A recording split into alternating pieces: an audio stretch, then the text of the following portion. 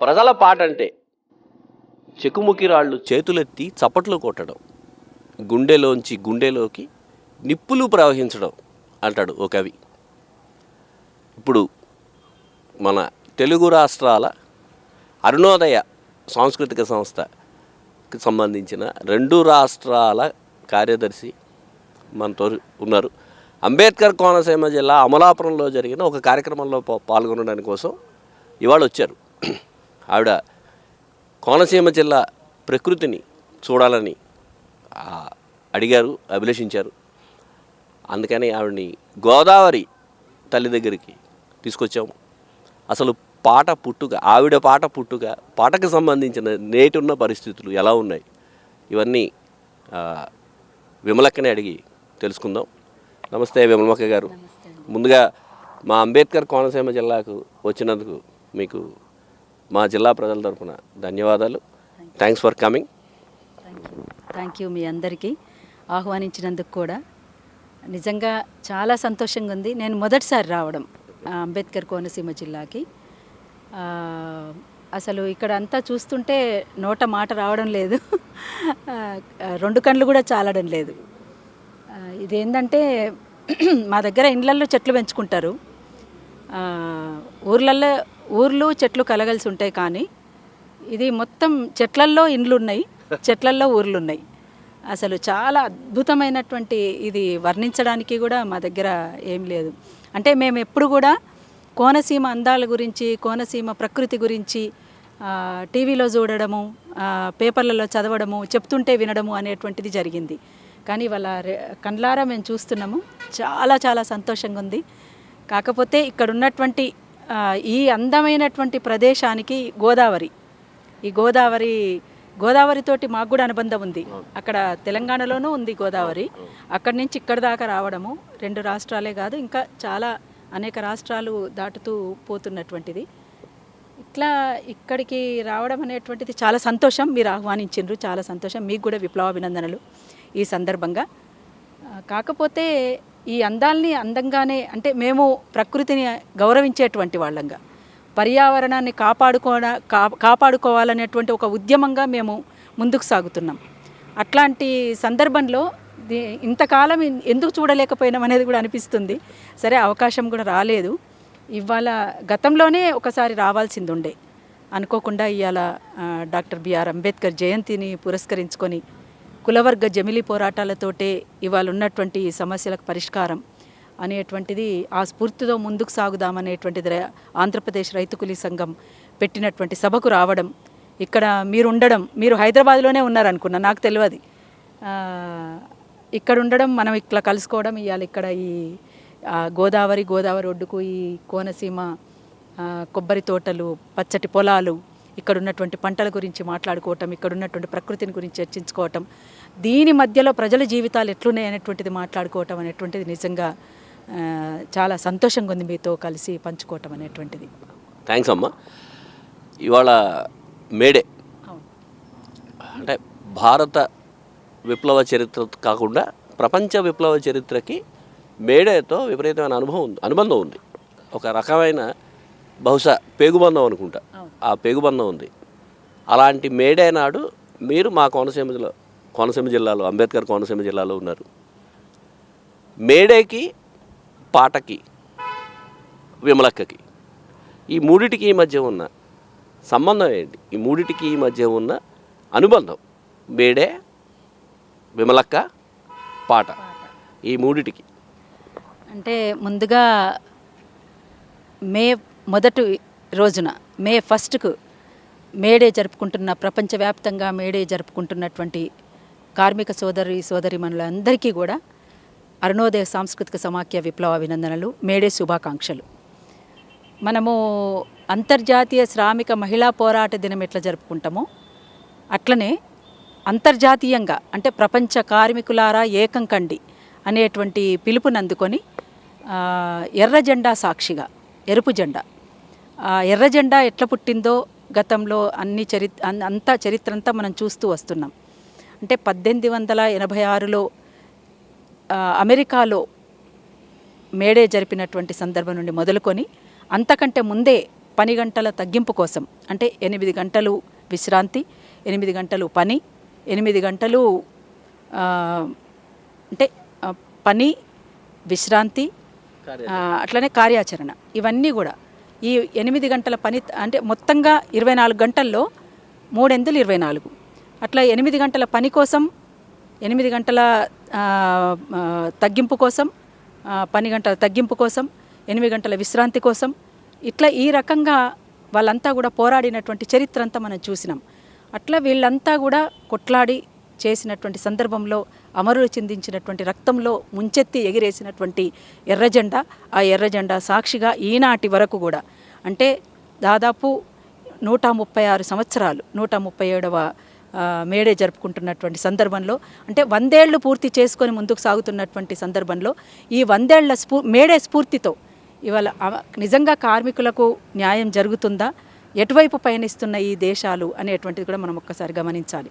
అందుకనే 100 ఏళ్ళు పూర్తి చేసుకున్న తర్వాత ఇప్పుడు మన దగ్గర చూసినట్లయితే, అంతటా చూసినా మన దగ్గర చూసినా ఒక మాట చెప్పుకోవచ్చు ఏంటంటే, ఇప్పుడు ప్రధానంగా మన దేశంలో 75 సంవత్సరాలు స్వతంత్ర భారతదేశం అని చెప్తున్నారు. వజ్రోత్సవాలు చాలా ఘనంగా చేసిండ్రు.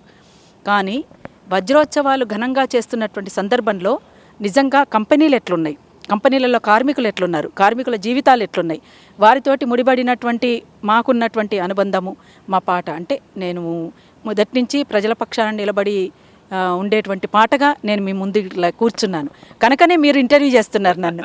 లేకపోతే మామూలుగా ఏదో ఎక్కడో పాడుతున్నాం ఎక్కడో ఉంటున్నాం అనేటువంటిదే కాదు. అందుకనే అట్లాంటి అమరుల కోసం అట్లాంటి ఎర్ర జెండా సాక్షిగా మనమంతా, అందుకని ఎర్ర ఎర్ర జెండ సాక్షిగా, ఎర్ర జెండ సాక్షిగా అనేటువంటి పాట కూడా అరుణోదయం నుంచి వచ్చినటువంటి పాటగా కూడా మనం చూసినాం. అందుకనే ఏది ఏమైనా ప్రతి ఉద్యమానికి స్ఫూర్తి ఎర్రజెండా, ప్రతి ఉద్యమానికి స్ఫూర్తి అమరుల త్యాగం, ప్రతి ఉద్యమానికి స్ఫూర్తి అమరుల త్యాగంతో కూడినటువంటి బాట. అందుకనే వాళ్ళ స్ఫూర్తి లేకుండా ఇవాళ అరుణోదయ పాట కూడా లేదు, మేము కూడా లేము. మేడేకున్న చరిత్ర చెప్పారు, మేడేకున్న విశిష్టత చెప్పారు. పాటతో మేడేకు ఉన్న అనుబంధాన్ని పాట రూపంలో మా ప్రేక్షకులకు వినిపించే అవకాశం ఉందా? అచ్చా, తప్పకుండా మేడే పాట పాడమంటారా? దానికంటే ముందుగా నేను అనుకుంటున్నది ఏంటంటే, ఎక్కడైనా అమరుల త్యాగం లేకుండా ఇది జరగలేదు. కాబట్టి అమరుల కోసం ఒక 2 ముక్కల పాట పాడిన తర్వాత నేను మళ్ళీ మీరు అడిగిన విధంగా మేడే పాటతో మీ ముందుకు వస్తాను.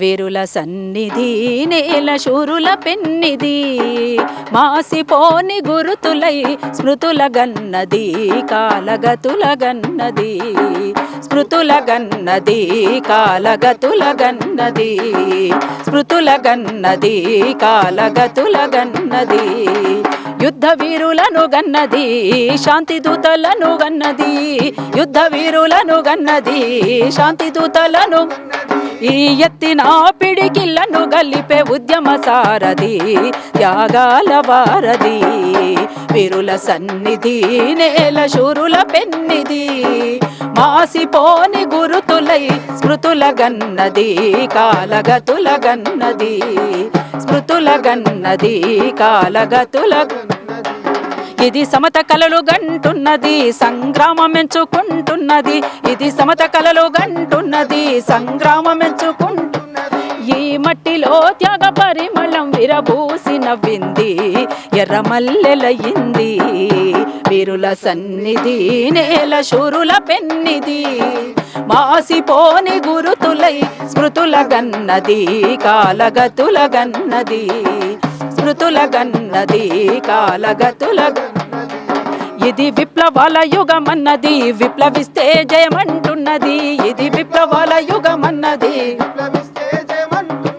ఈ విశ్వ శ్రామికుల శోకాన్నంతా పంచుకుంటుంది, తానెంచుకుంటుంది, వీరుల సన్నిధి నేల శూరుల పెన్నిది, మాసిపోని గురుతులై స్మృతుల గన్నది, కాలగతుల, స్మృతుల గన్నది కాలగతుల గన్నది ఈ నేల తెగువను గన్నది పోరాట కాంతులీనుతున్నది ఈ నేల తెగువను గన్నది పోరాట కాంతులీనుతున్నది అరుణోదయ ప్రణమిల్లి సలామన్నది లాల్ సలామన్నది సలామో లాల్ సలామో సలామో లాల్ సలామో అమరులకు సలాము అరుణోదయ సలాము అమరులకు సలాము అరుణోదయ సలాము అరుణోదయ సలాము అరుణోదయ సలాము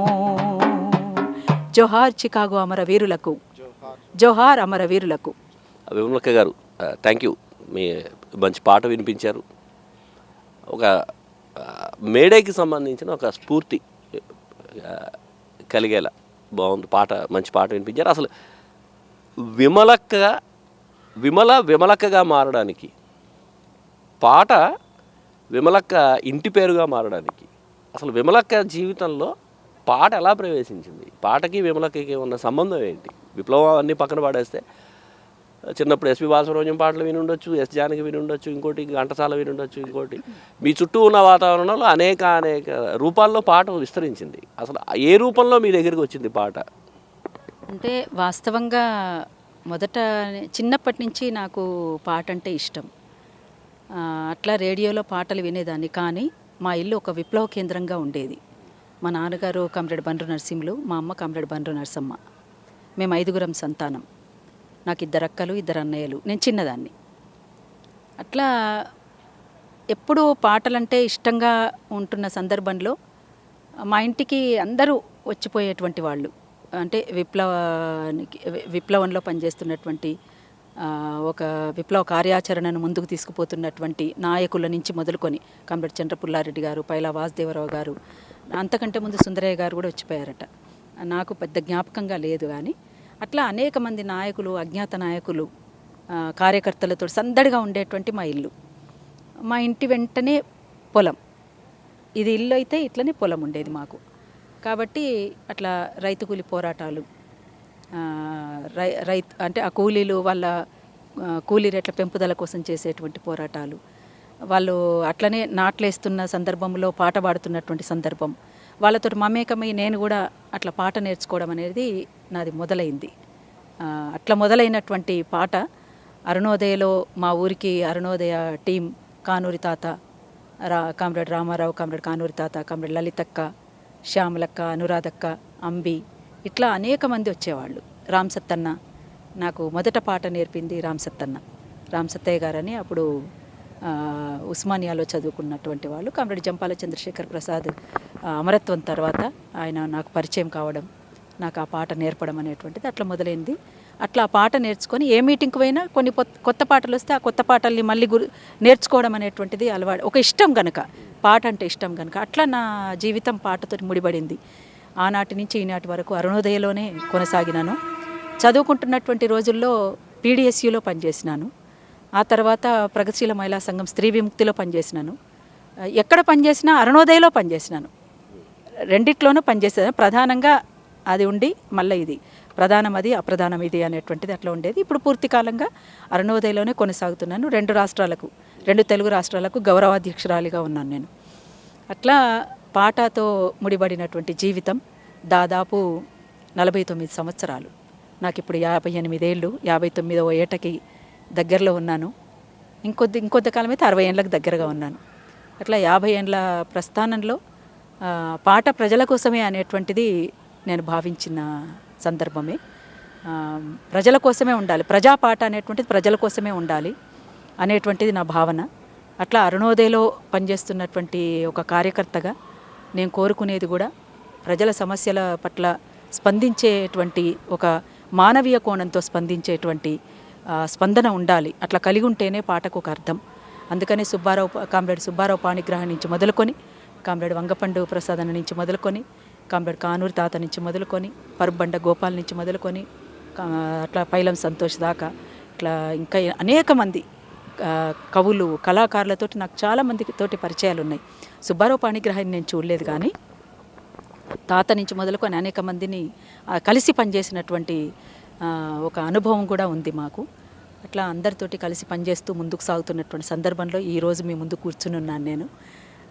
సరే, ఇక ముందు కూడా, ఇప్పుడే కాదు, ఇక ముందు కూడా ప్రజల కోసమే నా పాట, ప్రజా సమస్యల మీదనే ఉద్యమించడమే నా పాట, చివరి క్షణం వరకు నా పాట ప్రజల కోసమే. ఇప్పుడు పాట పట్ల మీకు ఒక ప్రేమపూరిత ఆరాధన ఉంది. పాట ప్రజల బతుకుల్ని బారుస్తుంది అనే నమ్మకం మీకు ఎప్పుడు కలిగింది? ఏ పాట వల్ల కలిగింది?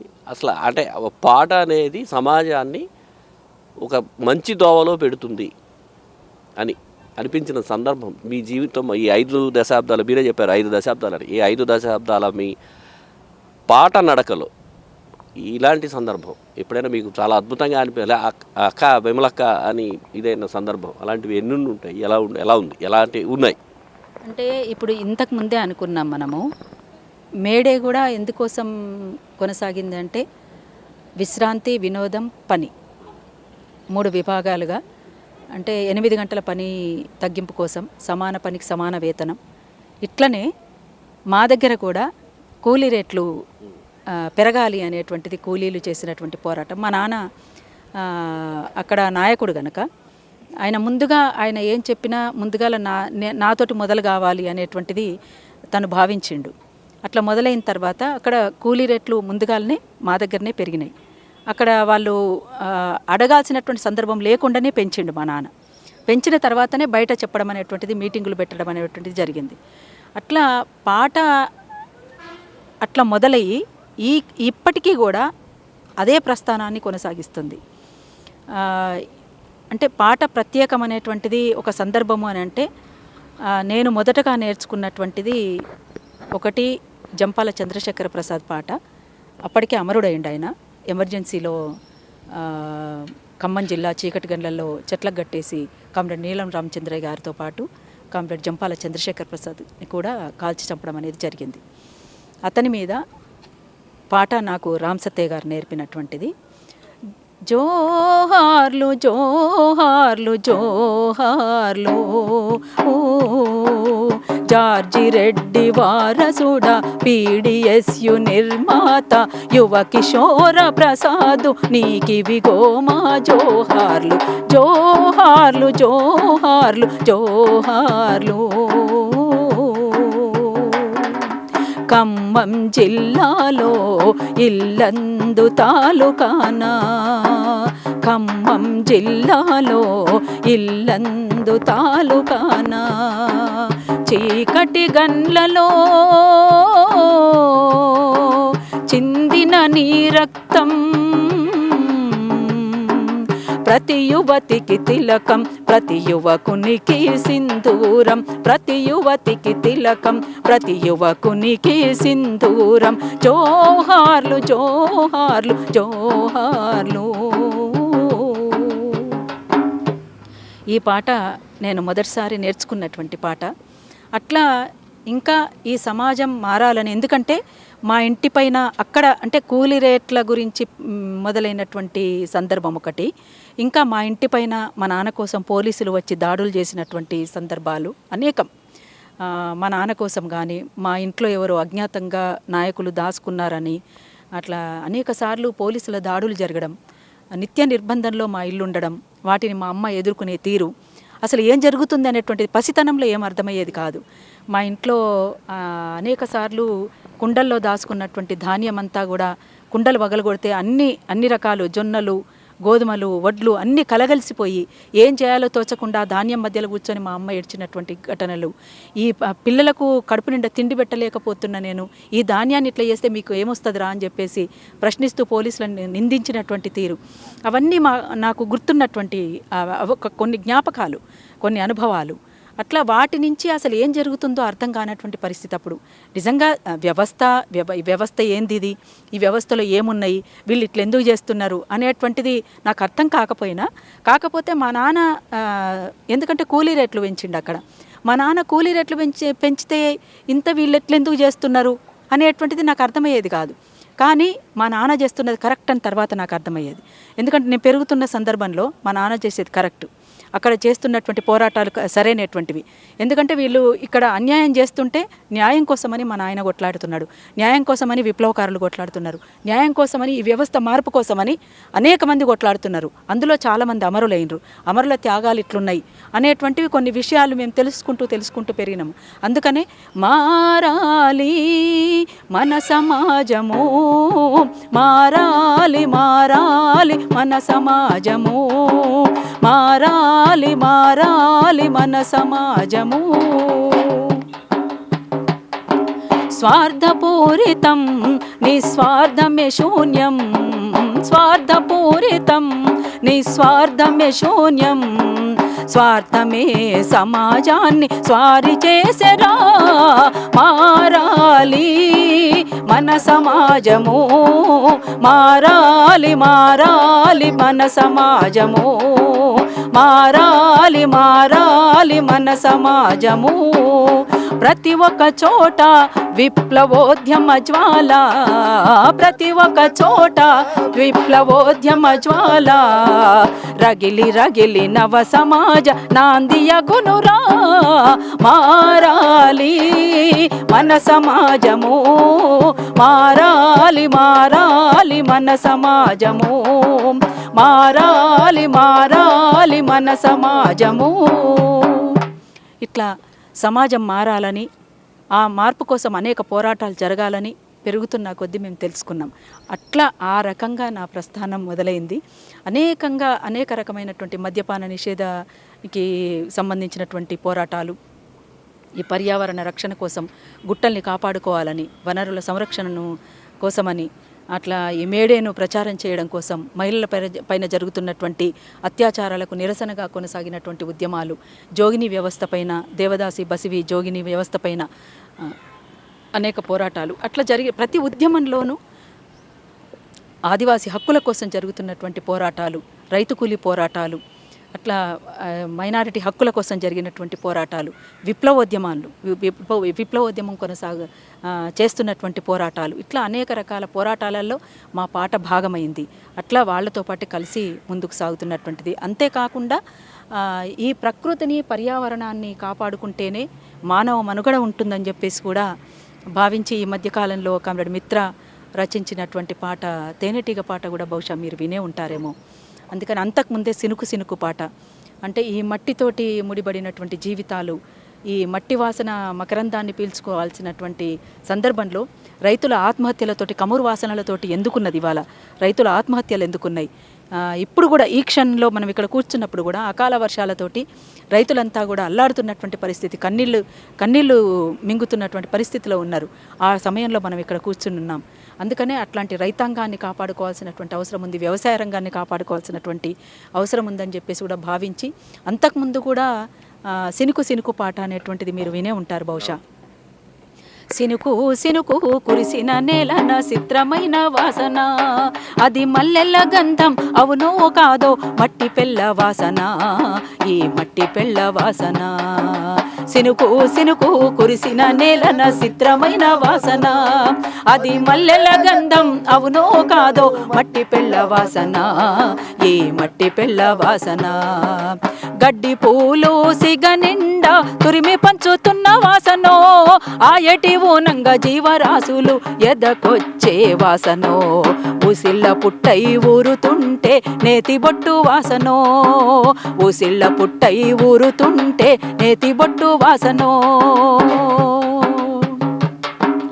ఆరుద్ర పురుగులు ఎర్రగా భూతల్లి ఎదలో ఊరగా, నీటి గలగలలు కోటి తుమ్మెదలు సరిగమలై పాడగా, సినుకు కురిసిన నేలన చిత్రమైన వాసన, అది మల్లెల గంధం అవునో కాదో మట్టి పెళ్ళ వాసన, ఈ మట్టి పెళ్ళ వాసన, ఈ మట్టి పెళ్ళ వాసన.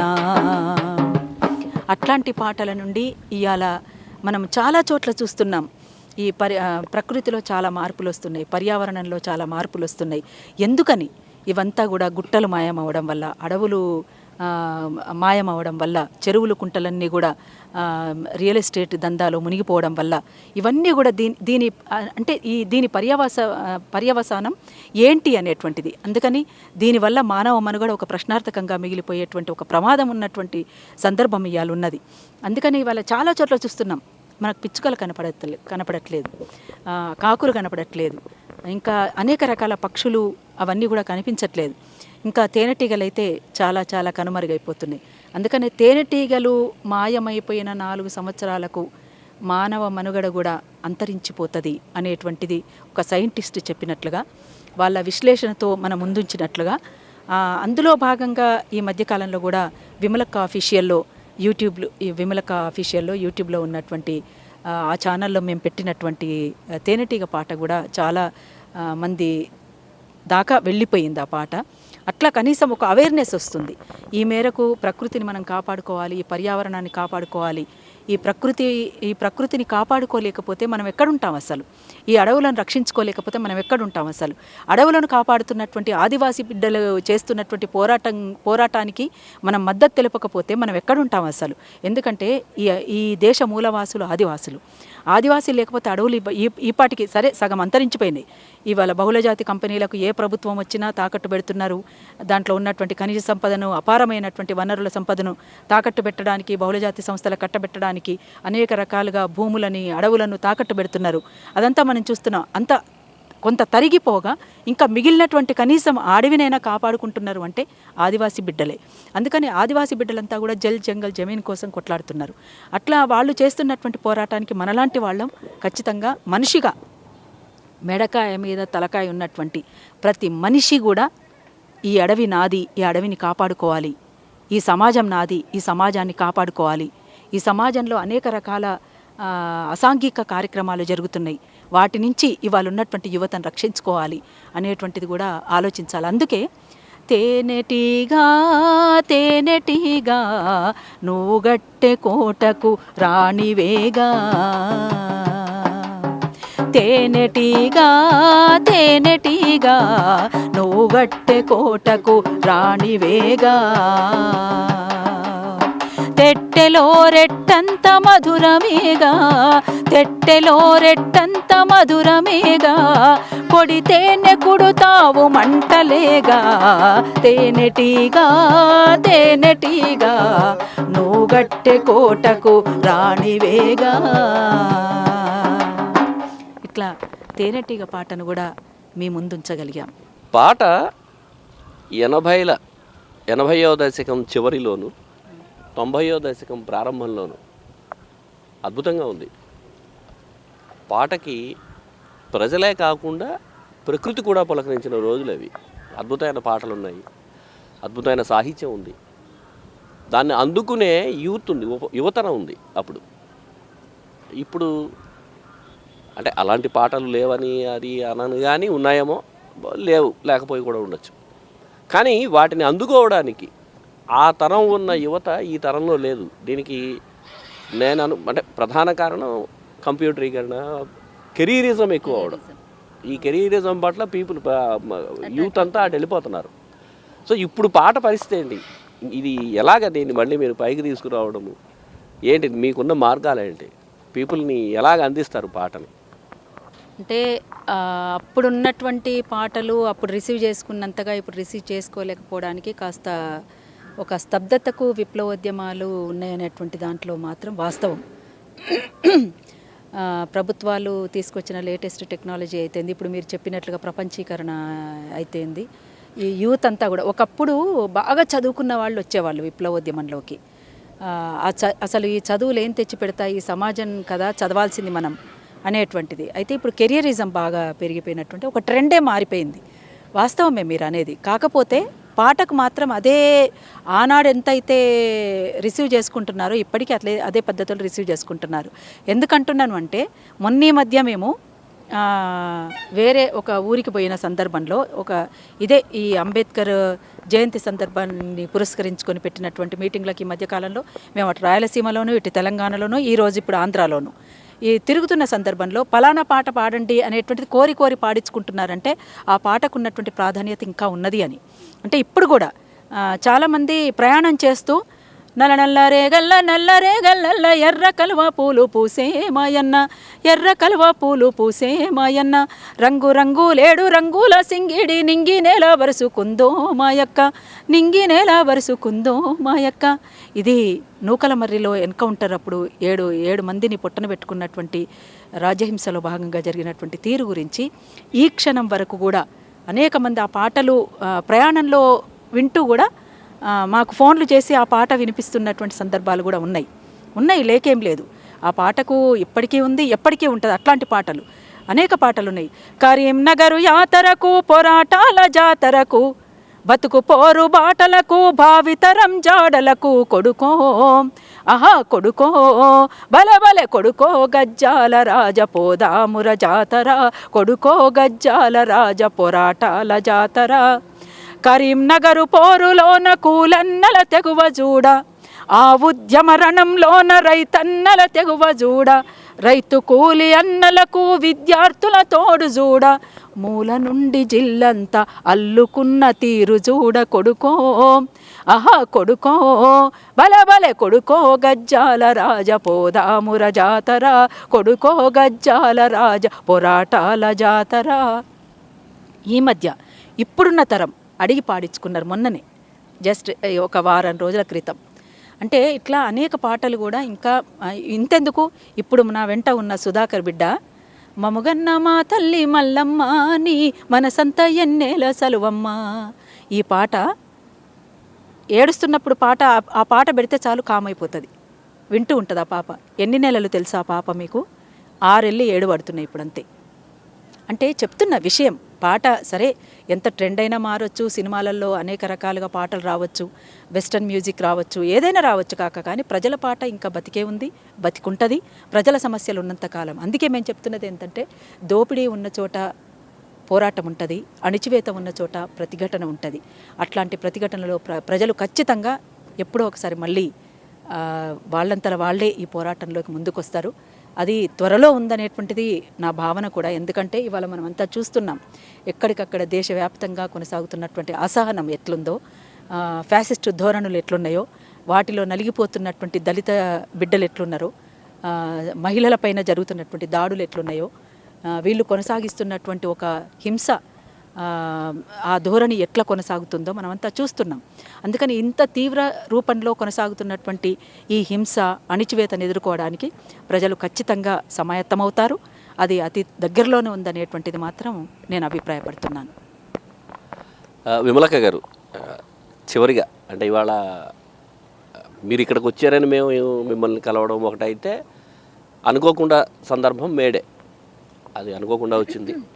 సో మళ్ళీ మేడే దగ్గరకు వస్తే, మేడే సందర్భంగా అంటే గతంలో జరిగినట్టుగా మేడేకి సంబంధించి ప్రభుత్వం సెలవులు ఇవ్వడము అవన్నీ ఓకే, మామూలుగా జరుగుతున్నవే. కానీ గతంలో జరిగినట్లుగా ఇప్పుడు మేడే అనే ఉత్సవాలు కానీ అవి అంత ఉత్సాహంతో జరుగుతున్నాయా ఒకటి. రెండోది, ఆ రోజుకు మాత్రమే పరిమితమైన కార్మిక వ్యవహారంగా మారింది గడిచిన 30 సంవత్సరాలుగా. మే 2వ తారీఖున మళ్ళీ యథావిధి జీవితం ప్రారంభమవుతుంది. మళ్ళీ మే 1వ తారీఖు వరకు ఆగాల్సి వస్తుంది. ఈ కొనసాగింపు ఇలాగే ఉంటుందా? అది చెప్పి మేడేకి సంబంధించిన పాట మా ప్రేక్షకుల కోసం ఇంకొక పాట ఏదైనా పాడి. తప్పకుండా. అంటే మేడే ఏ సందర్భంలో ఎట్లా మొదలైందో, దేనికోసం వాళ్ళు కొనసాగించిండ్రో ఇంతకుముందే మనం చెప్పుకున్నాం. 8 గంటలు పని, 8 గంటలు విశ్రాంతి, 8 గంటలు వినోదం. ఈ రకంగా కాకుండా ఇన్నేళ్ల తర్వాత ఇప్పుడు 100 సంవత్సరాల పైమాటే మేడే జరుపుకుంటున్నాం మనం. ఈ 100 ఏళ్ల మేడే స్ఫూర్తితోటి జరుగుతున్నటువంటి ఈ కార్యక్రమాలు ప్రభుత్వాలు కూడా మేడే కార్యక్రమాలు చేస్తుంది. కానీ ఆ రోజు వరకు ఒక ఉత్సవాన్ని చేసి వదిలేసి దులుపుకొని ఎవరి దారిన వాళ్ళు వెళ్ళిపోతారు. కానీ కార్మికుల కోసం చేసినటువంటి చట్టాలు ఏ మేరకు అమలవుతున్నాయి ఇవాళ నిజంగానే అనేక. ఇప్పుడు ఉదాహరణకు ఒక ఉదాహరణ చెప్తాను నేను. సింగరేణికి అక్కడ ఉన్నటువంటి బొగ్గుగని కార్మిక సంఘానికి నేను గౌరవాధ్యక్షురాల్ని అక్కడ కూడా సింగరేణిలో. కానీ సింగరేణిలో ఓపెన్ కాస్ట్లతోటి బొందలగడ్డగా చేస్తున్నటువంటి పరిస్థితి మనం చూస్తూ ఉన్నాం. ఆఖరికి దాన్ని కూడా తాకట్టు పెట్టే పరిస్థితి దాకా తీసుకొస్తున్నారు. అంటే ప్రైవేటీకరణ, మొత్తం కూడా ప్రభుత్వ రంగాలని ప్రైవేట్ రంగానికి అప్పజెప్పేటువంటి ఒక కుట్ర ఏదైతే ఉందో ఇందులో ప్రధానంగా నష్టపోతున్నటువంటిది కార్మికులే. అయితే కార్మికులు కేవలం కార్మికుల చట్టాల కోసము కార్మికుల సమస్యల కోసమే పోరాడకుండా అంతకంటే ఎక్కువగా ఉన్నటువంటి రైతాంగంతో కర్షకులతోటి ముడిబడి పోరాటం కొనసాగిస్తేనే ఈ పోరాటం ఈ ఉద్యమం సక్సెస్ అవుతుంది అనేటువంటి విషయం వాస్తవం. అయితే ఇవాళ అనేక రంగాలను ఉదాహరణకి ఇక్కడ ఉక్కు ఆంధ్రుల హక్కు అనేటువంటిది పెద్ద ఎత్తున ఇవాళ పోరాటం జరుగుతుంది. వాళ్ళు ఇప్పుడు ఎన్ని నెలల నుంచి దాదాపు ఇప్పుడు 2 సంవత్సరాలుగా వాళ్ళు పోరాడుతూ ఉన్నారు. అది ఎవడబ్బ సొమ్మని అమ్ముకుంటారండి? ఇప్పుడు దానికి భూమిని కేటాయించినటువంటి వాళ్ళు ఇప్పటికీ కూడా మాకు ఇంకా పరిహారం ఇవ్వలేదని చెప్పేసి వాళ్ళు ఒక వైపున పోరాడుతున్నారు. వాళ్ళు ఆనాడు అంటే వాలంటరీగా ముందుకొచ్చి వాళ్ళు భూమిని ఇచ్చిండ్రు. ఎందుకంటే ఇక్కడ విశాఖ ఉక్కు వస్తే మా వాళ్ళందరికీ ఉద్యోగాలు వస్తాయి, మేమంతా కూడా నిశ్చింతగా ఉండగలుగుతాం, మా పిల్లలు భావితరాలు కూడా బాగుంటాయి. ఇక్కడ ఇది ప్రైవేట్ రంగంగా మారిపోతే అతి ప్రమాదకరంగా ఉంటుందని చెప్పేసి వాళ్ళు ఇలా పెద్ద ఎత్తున పోరాడుతున్నారు. ఆనాడు వాళ్ళ కలలు అన్నది ఏమిటి? దానికోసం కొట్లాడినటువంటి వ్యక్తులు ఎంతమంది ఉన్నారు, ఎంతమంది త్యాగం ఉన్నది, అందులో ఎంతమంది భూములు కోల్పోయినటువంటి వాళ్ళు ఉన్నారు. ఇవాళ ఏ ప్రభుత్వం వస్తే ఆ ప్రభుత్వ రంగాలను ప్రైవేట్ రంగాలకు అప్పచెప్తే ఇప్పుడు ఏమైపోవాలి ఈ ప్రభుత్వ రంగాలన్నీ? నిజంగా ప్రభుత్వ రంగాల్ని పెంచి పోషించి ఇంకా ప్రజలకు చెందేలా చేయడం అనేటువంటిది ఏ ప్రభుత్వమైనా చేయాలి. కానీ ఎక్కడ కూడా ప్రభుత్వాలు అట్లా లేవండి. ఇప్పుడు అంటే ప్రజల గురించి ఎప్పుడైనా ప్రజల ఆస్తులను పెంపొందింపజేసే విధంగా ఉండాలి. కానీ ఆ రకంగా ఇప్పుడున్నటువంటి ప్రభుత్వాలు ఏవి కూడా లేవు. ఇది అది అని నేను అనట్లేదు. ఏ ప్రభుత్వం వచ్చినా ముఖ్యంగా ముందుగా ప్రభుత్వ రంగాలను ప్రైవేటు పరం చేయడానికి ముందుకొస్తున్నాయి. అంబానీ అదానీ లాంటి వాళ్ళ ఆస్తుల్ని పెంపొందింపజేయడానికే ఇవాళ ప్రభుత్వాలు కంకణం కట్టుకున్నాయి. పెద్ద వాళ్ళను పెట్టుబడిదారులను కాపాడడం కోసమే ఇవాళ చేస్తున్నాయి తప్ప ప్రజలకు న్యాయం చేయాలనో ఇవాళ ఈ ప్రభుత్వ రంగాలను కాపాడి ఇవాళ ఇక్కడ ఉన్నటువంటి ప్రజలకు న్యాయం చేయాలనో వీళ్ళకి ఇందులో ఇట్లాంటి వాటిలలో పెద్ద పరిశ్రమలు ఇక్కడ ఉన్నాయి వాస్తవంగా. కానీ అట్లాంటి వాటిలలో ఇక్కడ ఉన్నటువంటి యువతకు ఉద్యోగాలు ఇస్తే బాగుంటుంది అనేటువంటి ఆలోచన లేదు. అందుకని నిరుద్యోగం పెరిగిపోయింది. వాళ్ళంతా కూడా అసహనంతో ఉన్నారు. ఇవాళ వాళ్ళంతా కూడా తిరుగుబాటు చేయడానికి సిద్ధమవుతున్నారు. ఇవాళ అందుకోసమే ఇవాళ విశాఖ ఉక్కైనా సరే, అక్కడ బ్యాంకులైనా, ఎల్ఐసి అయినా, ఇంకా అనేక రకాలుగా ఉన్నటువంటి అనేక సంస్థలు కూడా మూతబడి మొత్తం ఇలా ప్రైవేట్ రంగానికి అప్పజెప్పేటువంటి మూతబడేసి ప్రైవేట్ రంగానికి అప్పజెప్పేటువంటి కుట్రలో ఇవాళ ప్రభుత్వాలు ముందుకొస్తున్నాయి. అట్లాంటి కుట్రల్ని భగ్నం చేస్తూ ఒక పెద్ద ఎత్తున ప్రజా ఉద్యమంగా ముందుకు రావాల్సినటువంటి అవసరం ఉంది. అట్లా వస్తేనే ఇవాళ ఉన్నటువంటి మేడే స్ఫూర్తికి ఒక అర్థం. అందుకోసం మేడే స్ఫూర్తితోటి తప్పనిసరిగా ప్రజలందరూ కూడా కార్మికులు చేసేటువంటి మహోద్యమానికి కదిలి వస్తూ వాళ్ళ అడుగులో అడుగేస్తూ అందరం కలిసి ఐక్యంగా ముందుకు సాగుదామని, ఈ సందర్భంలో ఎవరెవరికి ఏ భిన్నాభిప్రాయాలు ఉన్నా ఇట్లాంటి విషయంలో మాత్రం అందరం కూడా ఐక్యంగా ఉండాల్సినటువంటి అవసరం ఉంది. ఇంకొకటి కూడా నేను చెప్పదలుచుకున్నాను. ఇంతకుముందు మీరు అన్నారు, ఒకప్పుడు విప్లవోద్యమాలు బలంగా ఉన్నాయి, ఒకప్పుడు ఈ పాటను చాలామంది అంటే దగ్గరగా చూసేవాళ్ళు, ఎక్కువగా వినేవాళ్ళు. ఇప్పుడు అట్లా స్వీకరించే పరిస్థితి లేరని. అలా జరగలేదు, అట్లా ఉంది వాస్తవంగా కూడా. కాకపోతే కొంత స్తబ్దతకు ఎక్కడో ఒక చోట స్తబ్దతకు గురయ్యేటువంటి అవకాశం ఉంటుంది. ఎందుకంటే నిత్య నిర్బంధం కొనసాగుతున్నది, వాళ్ళు ప్రాణాలు కోల్పోతున్నారు. నిజంగా విప్లవకారులందరూ కూడా ఒకటి కావాల్సినటువంటి సమయం ఇవాళ ఉన్నది. అందుకనే నేను ఒక విప్లవ సాంస్కృతికోద్యమంలో పనిచేస్తున్నటువంటి కార్యకర్తగా నేను కూడా కోరుకుంటున్నటువంటిది ఏంటంటే, మా అరుణోదయం నుంచి కూడా నేను కూడా కోరుకుంటున్నటువంటిది, మేమంతా భావిస్తున్నటువంటిది, విప్లవకారులు అంటే ప్రజల్నే గెలిపించాలి, ప్రజలదే అంతిమ విజయం అని అనుకునేటువంటి ఏ విప్లవ పార్టీ అయినా అన్ని విప్లవ పార్టీలు ఒకతాటి మీదకి వచ్చి ఐక్యంగా మీరు ముందుకు రండి, మీరందరూ ఐక్యం కండి, ప్రజల్ని గెలిపించండి, ప్రజలకున్న సమస్యల్ని పరిష్కరించుకుందామని చెప్పేసి అందరికీ కూడా నేను సవినయంగా కోరుకుంటున్నాను, విజ్ఞప్తి కూడా చేస్తూ ఉన్నాను. అందుకోసం అట్లా అతి చేరువలో అది ఉందని ఆశిద్దాం. ఇది మేడే స్ఫూర్తితోటి మనం అందరం కలిసి ఐక్యంగా ముందుకు సాగుదామని మరొకసారి తెలియజేస్తూ లాల్ సలాం. మీకోసం మేడే పాట. మేడే జెండా రెపరెపలాడగ చెలో రే చల్ చెలో రే, కార్మిక వాడల కదం తొక్కుతూ జాగోరే చల్ జాగోరే.